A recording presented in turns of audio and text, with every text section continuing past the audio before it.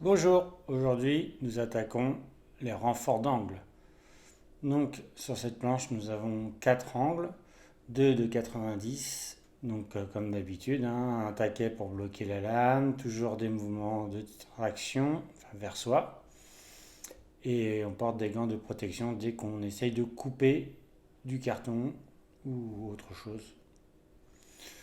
Donc là, vous avez la partie angle à 90, donc avec la particularité, donc il faudra bien faire attention.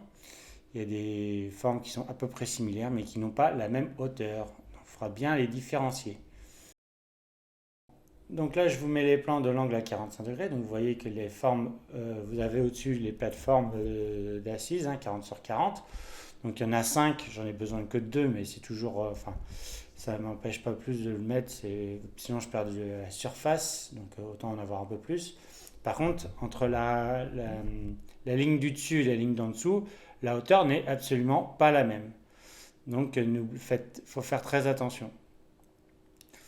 Donc là, vous voyez la différence. Alors, elle est passée rapidement, et puis il y a que 2 mm, donc il y a un grand, donc il y a deux plus grands.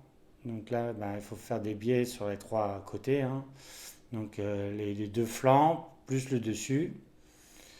C'est des angles à 90, donc il n'y a aucun problème. On fait comme d'habitude avec le système à 45, hein. On valide toujours. Donc les deux grands ont les bords biseautés qui doivent se rencontrer et les flancs droits doivent aller sur les flancs biseautés des deux petits, tout simplement. Donc c'est pour ça qu'il faut faire très très attention. Donc là c'est un petit. Donc c'est toujours les mêmes flancs qu'il faut biseauter, mais il faut faire attention dans l'ordre que vous les prenez, parce que oui, c'est symétrique. Donc si vous faites tout du même côté, eh ben, vous allez avoir des problèmes. Donc c'est pour ça que je valide à chaque fois mes angles, enfin la position, pour déterminer où est-ce que je dois faire des coupes. Voilà, bon pour celui du dessus, vous prenez n'importe quelle face, hein, c'est la même chose, hein, mais vous faites les quatre côtés.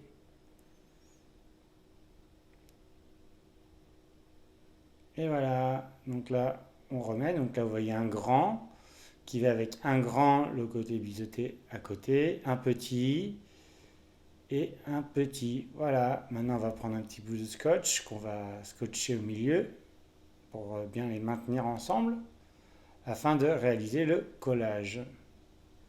Donc là, on le retourne, on prend la colle, on met de la colle, bon, on débouche, parce que ça faisait un petit peu de temps que je ne l'avais pas utilisé.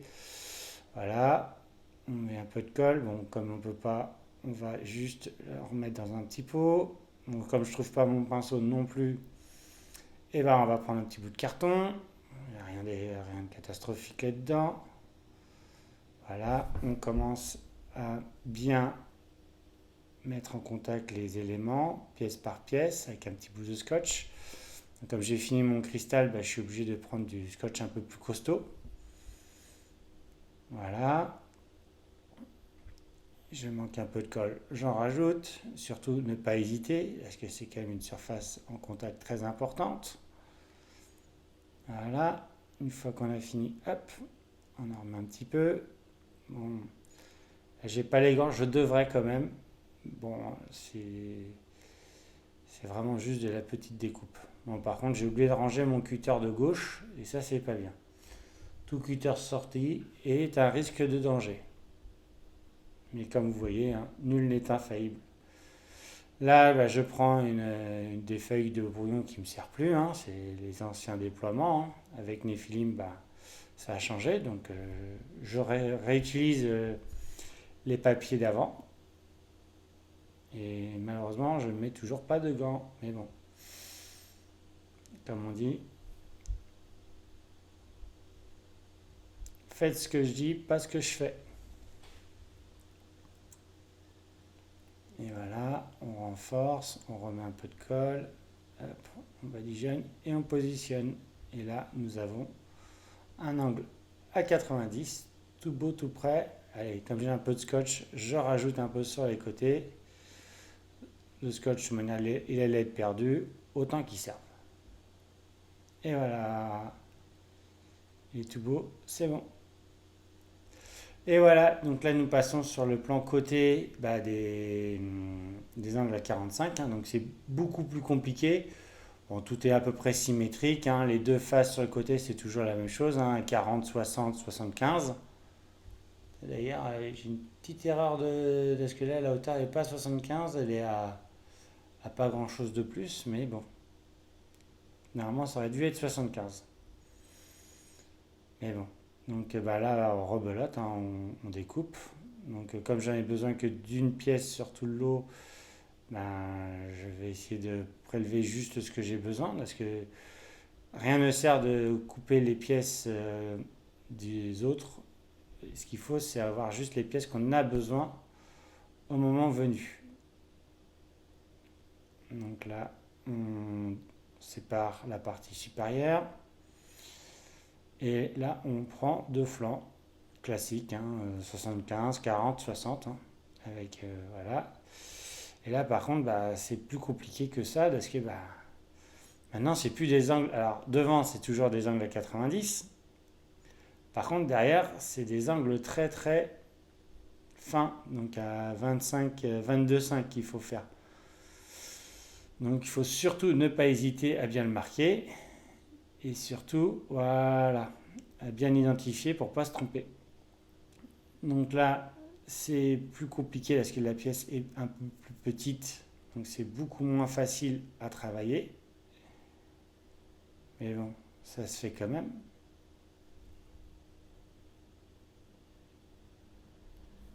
Tac, tac. Donc là, on fait toujours pareil. Alors, comment on va faire pour faire l'angle à 22,5? Eh bien, on va garder la même chose, sauf que on va s'éloigner de 3 mm du bord. Ou alors, on fait comme j'ai fait. En fin de compte, j'ai changé l'angle de mon couteau, enfin de mon cutter, pour agrandir l'angle. Et après, on va faire par tâton, on va les positionner pour voir si ça correspond à l'angle de la surface du dessus, enfin de la partie du dessus, tout simplement.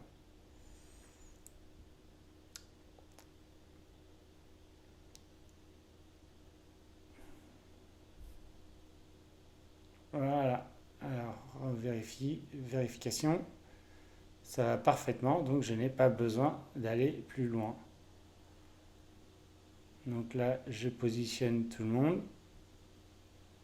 Je mets du scotch pour l'évier. J'en rajoute un peu sur le côté pour bien fermer la forme. Et on va passer au collage. Voilà, je coupe les petits surplus. Et on passe au collage, très important. Donc on n'hésite pas à en mettre une bonne dose. Mais évidemment, la temporalité. Et vous voyez, je me suis trompé dans deux positions. Et oui, les deux extrémités vont pas dans le même sens, mais dans le sens opposé. Ça va que j'ai pu y remédier, mais vous voyez, toujours faire attention. Je rajoute un peu de collage et maintenant je colle la partie supérieure.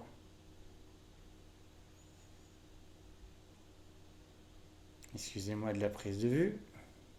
Il faut vraiment que je change de caméra. Mais bon, je vais y penser tout à l'heure. Et voilà, on rescotche au-dessus, on regave par l'intérieur, on revalide et on fait des petits renforts.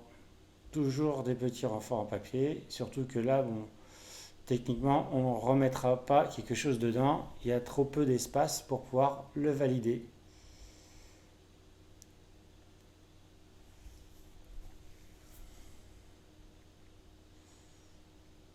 Donc on n'hésite pas, hein, ça ne coûte pas plus cher, hein, le papier il aurait dû être jeté, la colle à bois c'est pas ce qu'il y a de plus cher, donc prenez votre temps, n'hésitez pas.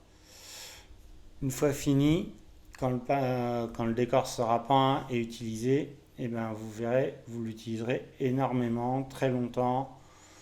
Donc prenez votre temps, même si ce n'est que un décor, c'est quand même beaucoup plus joli quand ça marche bien. Donc bah là, je vous remets un peu en arrière, hein. Ils ont été peints. Bon, je vous remets pas la peinture, hein, 3 ou 4 couches. Enfin là, ils sont pas finis. Donc là, vous voyez, j'ai fait 4 angles à 45, plus celui-ci n'est pas mon angle à 90, mais c'en est un de mes anciens. C'est juste pour bien montrer que ça correspond quand même à bien 2 angles à 45. Par contre, celui-ci, non, celui-ci non plus, c'est toujours pas bon. On voit encore les créneaux. C'est un ancien modèle, mais en carton, alors que celui de gauche, il est en bois. C'est pour ça qu'on voit très bien les créneaux. Et voilà. Et donc, il en manque plus qu'un. Et on aurait eu un tour complet. Bon, bah, la prochaine fois, je ne sais pas ce que je vais vous mettre. Donc, ce sera la surprise. Au revoir et merci d'avoir suivi.